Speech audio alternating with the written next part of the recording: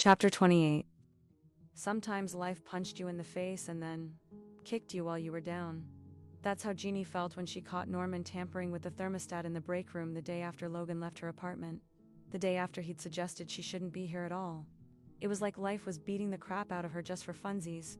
Norman, what are you doing? She asked, even as the sinking feeling in her gut told her she already knew. She probably should have figured this whole mystery out much sooner. But maybe she'd been afraid of confronting her aunt's most loyal employee. Not to mention the disapproving look Norman gave her when he turned around, which was enough to make her feel like she was the one in trouble.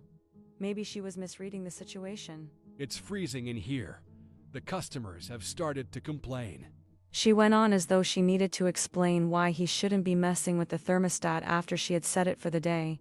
Norman met her eye, and a flash of regret crossed his face, but he quickly covered it with his usual scowl. He tilted his chin up and squared his shoulders. I quit. The words were so unexpected Jeannie couldn't process them. Her short-circuiting brain refused to comprehend them. What do you mean you quit? I need your help. She asked, her voice going all high-pitched and panicked. Whatever Norman had been doing with the thermostat or anything else in this cafe, Jeannie refused to think about his long list of possible crimes.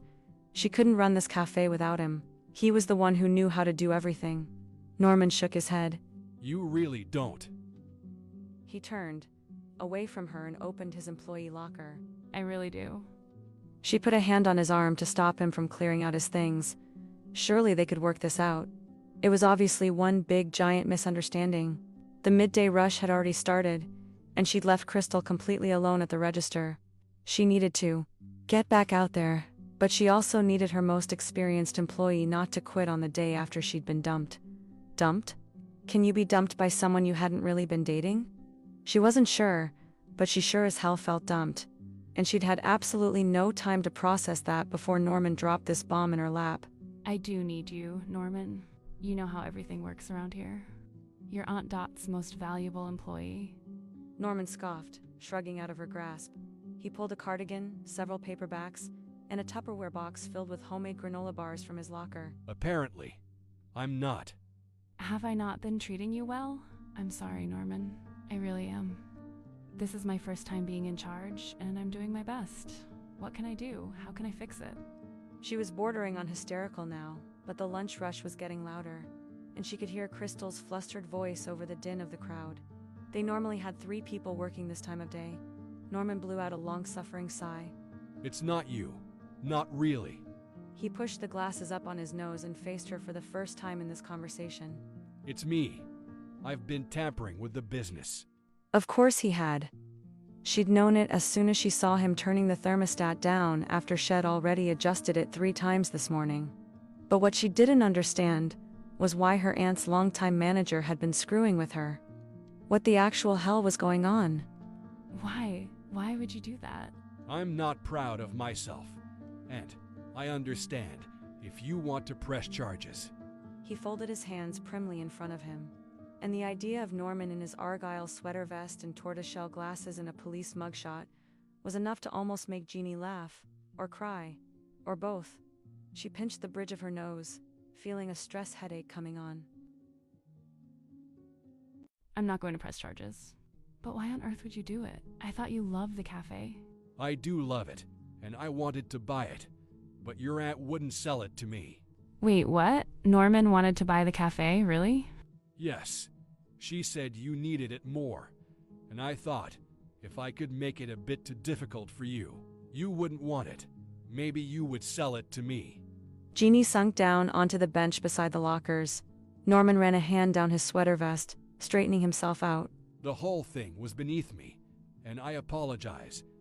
It got quite out of hand. I never intended for windows to get broken, or to scare you in the middle of the night. Jim went too far with that. Obviously, I will pay for any damage done, and I quit. You don't have to quit. Jeannie said weakly. Everything Norman had just told her swirled ominously in her head. She might throw up. Wait, who's Jim? Norman cleared his throat. My, associate. Jeannie's eyes widened. You hired someone to break my window? Not specifically. I just thought he could make things a little untidy around here. Oh. The syllable was quiet, defeated. Again, I apologize. And with that, he picked up his homemade snacks and other belongings and left Jeannie sitting with her head in her hands. The way she saw it, she had two choices. One, she could curl up in a ball on the perpetually sticky floor of the break room and stay there for the rest of forever. Or two, she could get up and go to work in her cafe. She groaned into her hands. Choice one was tempting. Rolling up in a ball sure seemed like the right call. A ball was cozy, protective.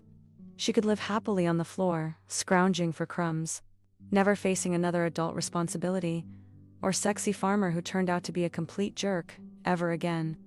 Tempting, indeed. However, there were downsides. The main one being the sticky floor. No matter how many times she mopped back here, the floor remained sticky and she didn't know why. It was not knowing the source of the stickiness that really grossed her out. She didn't want to be sticky.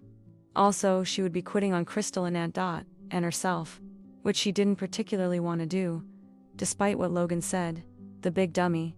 So that left her with one option. She tied on her apron and got her butt in gear. Hey, Crystal. Sorry about that. Krista glanced over her shoulder as Jeannie emerged from the back room. She blew out a sigh of relief. Oh, thank God you're here. She said with a flustered smile. Yes, she was here, damn it. This was her damn cafe. And despite Norman's efforts and Logan's fears, she wasn't going anywhere. She stepped up to the counter.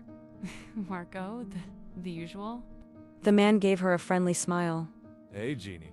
That would be perfect. Jeannie nodded and got to work.